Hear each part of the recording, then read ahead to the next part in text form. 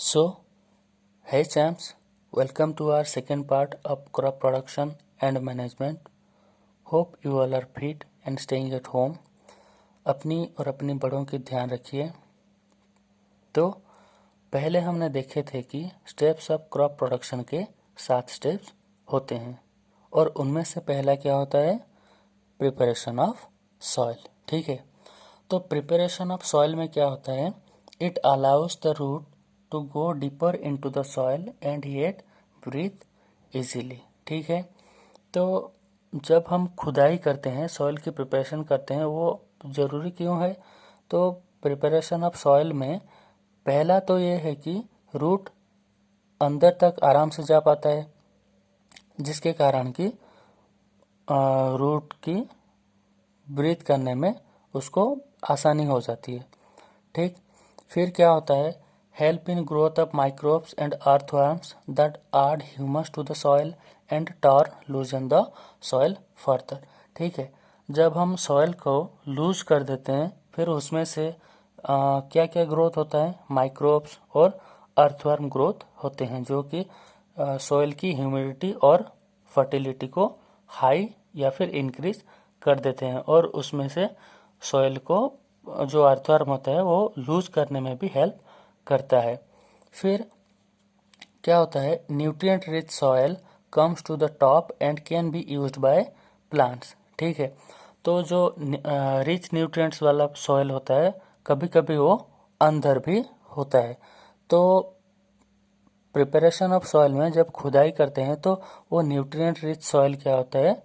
ऊपर की तरफ आ जाता है, तो जिसके कारण कुछ प्लांट्स उनमें से ज़रूरी न्यूट्रिएंट्स अपने लिए ले पाते हैं। ठीक है, ठीक है।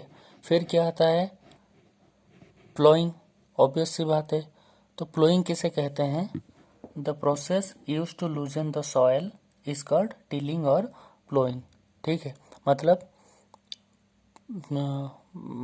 हल करना या फिर खुदाई करना। ठीक है, तो प्लोइंग करने के बाद क्या किया जाता है?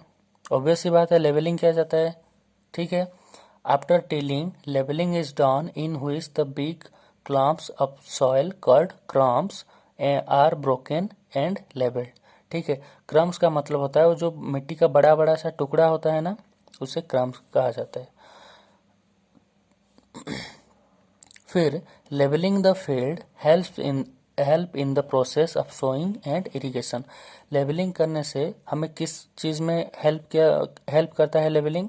तो ये ना, इरिगेशन और सोइंग की प्रोसेस में लेवलिंग हमको मतलब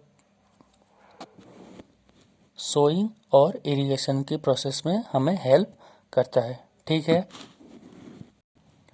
तो फिर आता है agricultural implement use for ploughing. मतलब कि प्लोइंग करने के लिए हमें कौन सी टूल जो है हमें ज़रूरत पड़ती है। तो पहले हो गया प्लो, फिर हो गया होए, फिर हो गया कल्टीवेटर। ठीक है, कल्टीवेटर मतलब आप सभी जानते होंगे, जो ट्रैक्टर्स होते हैं उसे कल्टीवेटर कहा जाता है। तो tractors are the modern cultivator. ठीक है, जो ट्रैक्टर्स होते हैं उसे मॉडर्न कल्टीवेटर कहा जाता है। और ट्रैक्टर या फिर कल्टीवेटर की मदद से हमें बहुत कम लेबर भी खर्च करने पड़ते हैं और बहुत कम टाइम में हमें पूरे खेत को कम समय में हल कर सकते हैं। ठीक है, फिर आता है होए। होए यूजुअली पुल्ड बाय एनिमल्स।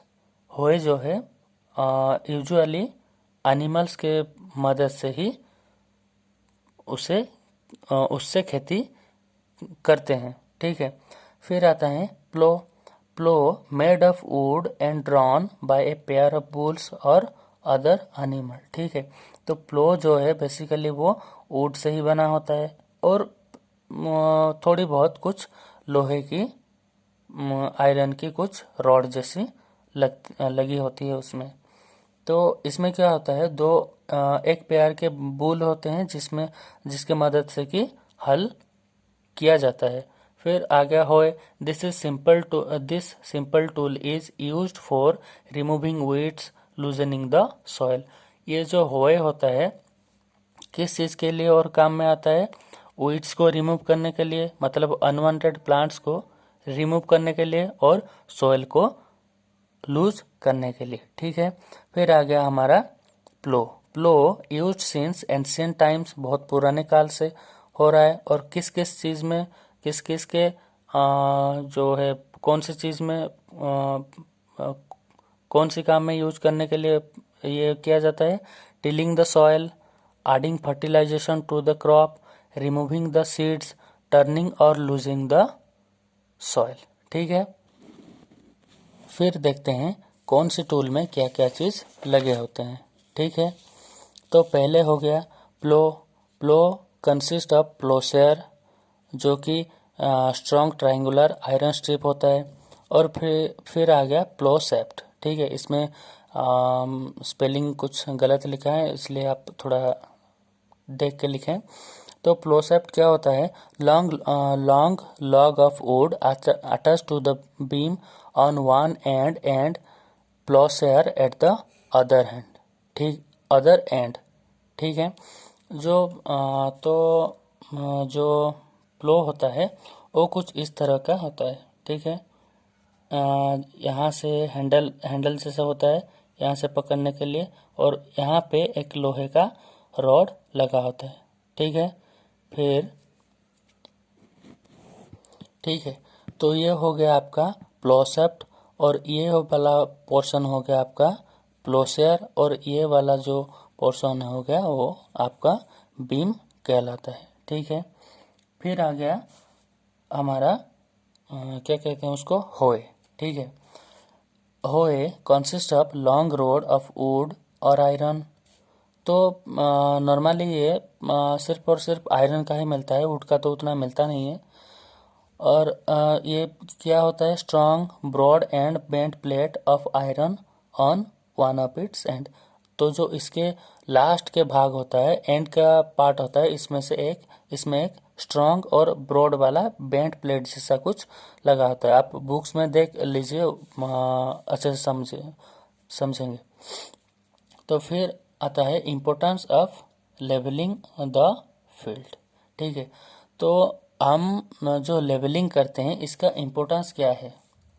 ठीक है, क्यों हम लेवलिंग करते हैं? तो land levelling is typically done in mildly sloping land. तो नॉर्मली क्या होता है? लैंड लेवलिंग जो है नॉर्मली मिल्डी स्लोपिंग लैंड में किया जाता है। मिल्डी स्लोपिंग लैंड का मतलब होता है हल्की ढलान वाली भूमि, मतलब वो उबड़ खाबड़ वाली भूमि होता है ना, हाँ, वहीं पे ज़्यादा ये वाला लेवलिंग किया जाता है। फिर it ensure uniform distribution of water irrigation. It also help in seeding and managing the crop better. In a result yield and quality of the crop got better. ठीक है, फिर आ गया हमारा agricultural implement use for levelling.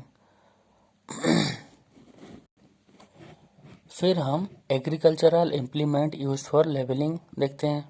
तो इसमें क्या होता है कि एग्रीकल्चर के लिए और कौन सी इम्प्लीमेंट जो है, टूल जो है, यूज किया जाता है।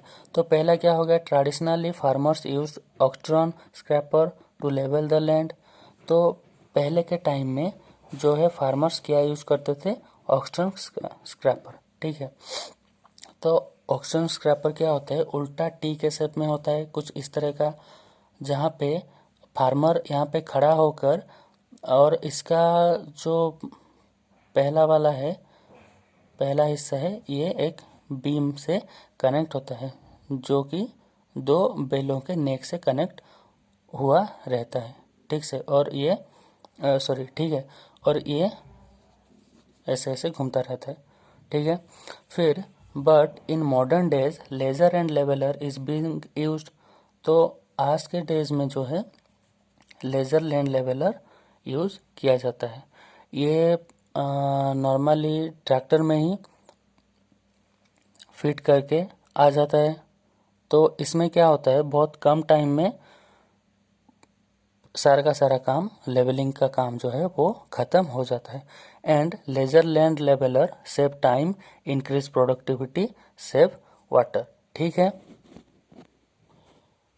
तो इसी के साथ आज ख़त्म करते हैं।